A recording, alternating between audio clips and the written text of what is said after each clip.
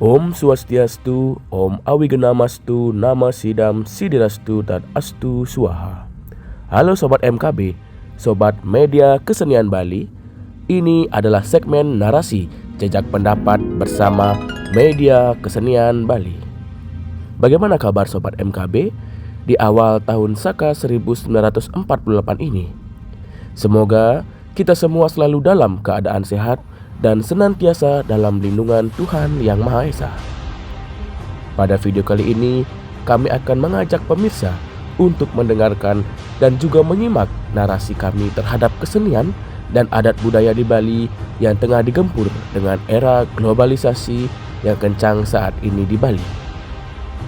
Mari simak dan jangan lupa setelah mendengarkan narasi kami, silakan tinggalkan jejak pendapat sobat di kolom komentar ya.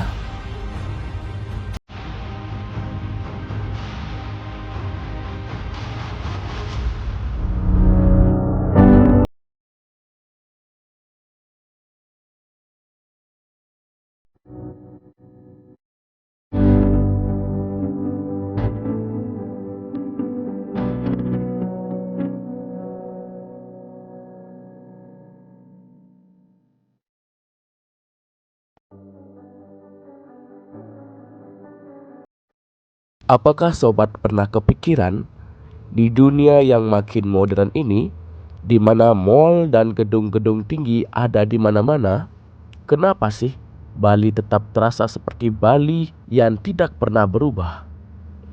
Jutaan turis datang tiap tahun membawa gaya hidup barat, teknologi, hingga tren TikTok terbaru. Secara logika, budaya lokal seharusnya sudah luntur kan? Tetapi di Bali, yang terjadi justru sebaliknya. Budaya mereka malah semakin kencang, semakin sakral, dan juga semakin mendunia. Lalu apa rahasianya? Kenapa sih Bali nggak tumbang oleh globalisasi?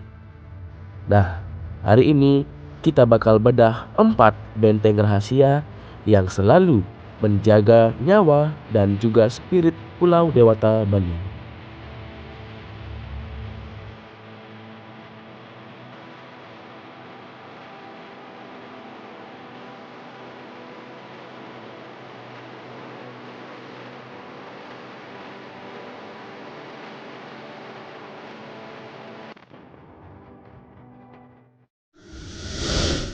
Benteng pertama, sistem negara kecil yang berada di dalam desa, yaitu Banjar dan Adat.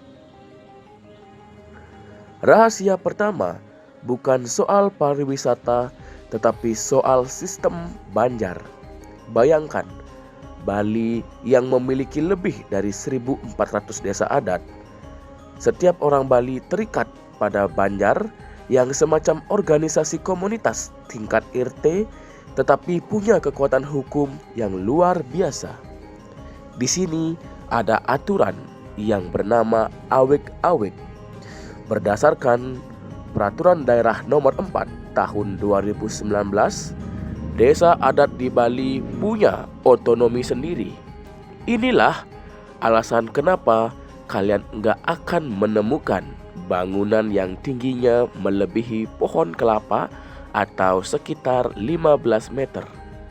Bukan karena mereka nggak bisa bangun gedung pencakar langit, tetapi karena mereka setia pada aturan-aturan kesucian ruang yang sudah ada. Di Bali, komunitas lebih kuat daripada kepentingan pribadi.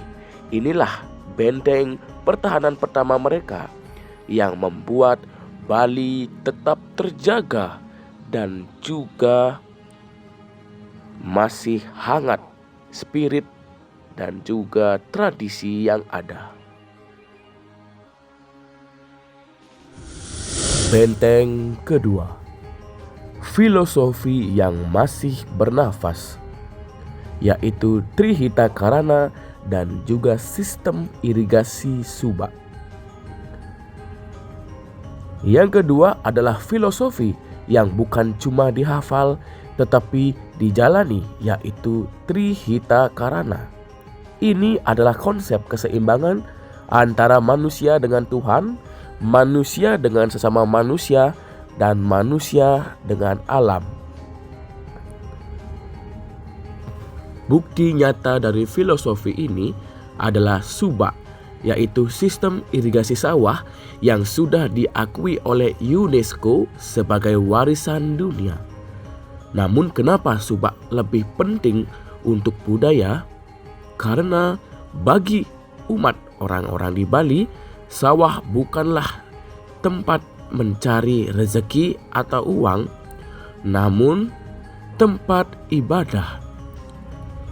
Karena ada ritual-ritual di setiap tahap penanaman padi, jadi selama sawah ini dijaga, selama irigasi subak ini tetap terjaga, ritualnya akan terus ada dan budayanya otomatis lestari. Inilah ekosistem yang saling mengunci.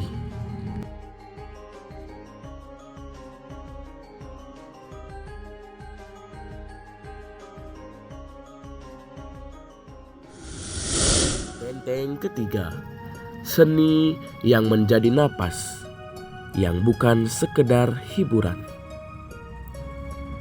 Rahasia ini adalah regenerasi. Di banyak tempat, anak-anak muda mungkin malu belajar tari tradisionalnya. Tetapi di Bali, itu adalah suatu kebanggaan. Di Bali ada sebuah konsep yang bernama ngayah, yaitu bekerja tulus tanpa pamrih untuk di pura ataupun untuk kepada masyarakat. Saat ada upacara-upacara adat agama, anak-anak muda otomatis ada yang bermain gamelan, ada ibu-ibu yang membuat banten atau sesajen, dan bapak-bapak yang menjaga keamanan sebagai pecalang.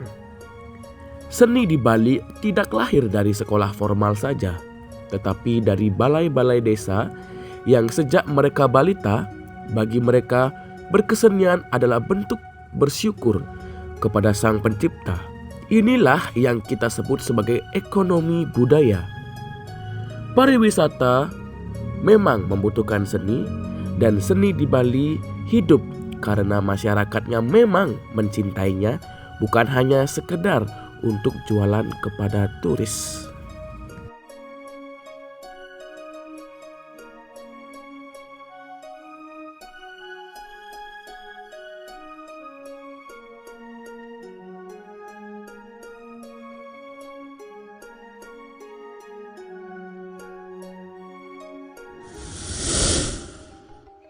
Benteng keempat, peran pemerintah sebagai panggung rakyat dalam berkesenian.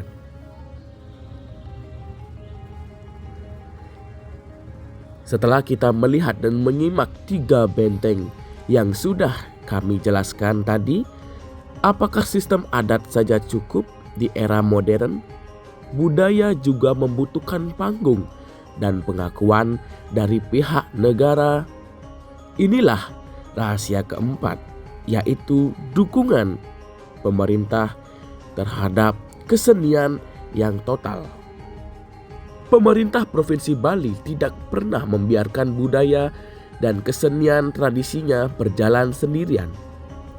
Mereka menciptakan ekosistem yang memaksa tradisi untuk terus bernapas, yaitu contoh paling nyatanya adalah Pesta Kesenian Bali atau PKB yang sudah digelar rutin sejak tahun 1979. Ini bukan sekedar festival biasa, namun PKB adalah piala dunianya seniman Bali.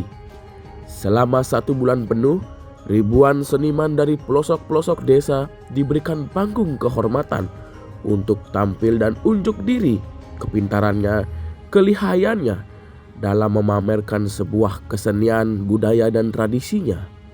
Inilah yang menciptakan kompetisi yang sehat dan juga kebanggaan luar biasa bagi para generasi muda. Tak berhenti di seni pertunjukan, ada juga program pemerintah yaitu Bulan Bahasa Bali.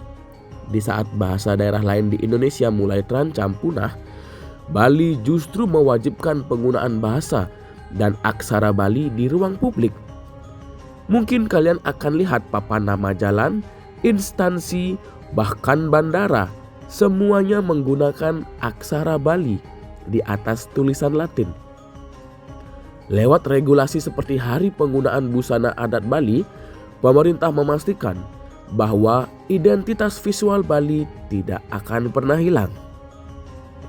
Jadi, budaya Bali tetap tegak karena ada tangan pemerintah yang ikut menjaga, mendanai, dan juga memberikan ruang ekspresi yang luas bagi rakyatnya.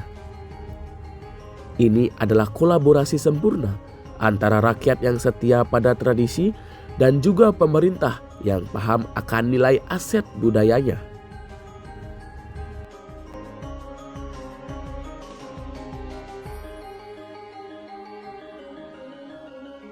Jadi, dari keempat benteng yang sudah kami jelaskan di atas terhadap umat masyarakat Bali yang sangat menjaga adat istiadat, budaya, dan keseniannya, apa yang bisa kita pelajari dari Bali?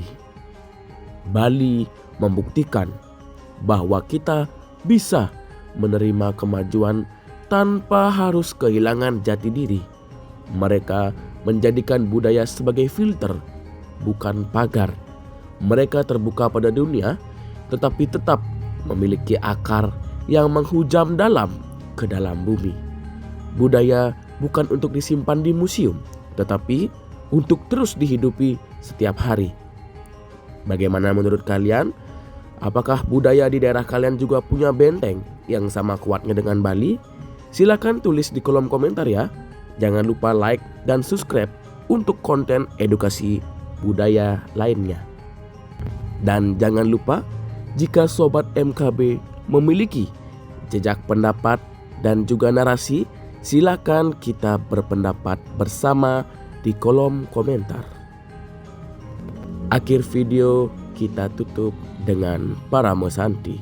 Om Santi, Santi, Santi, Om.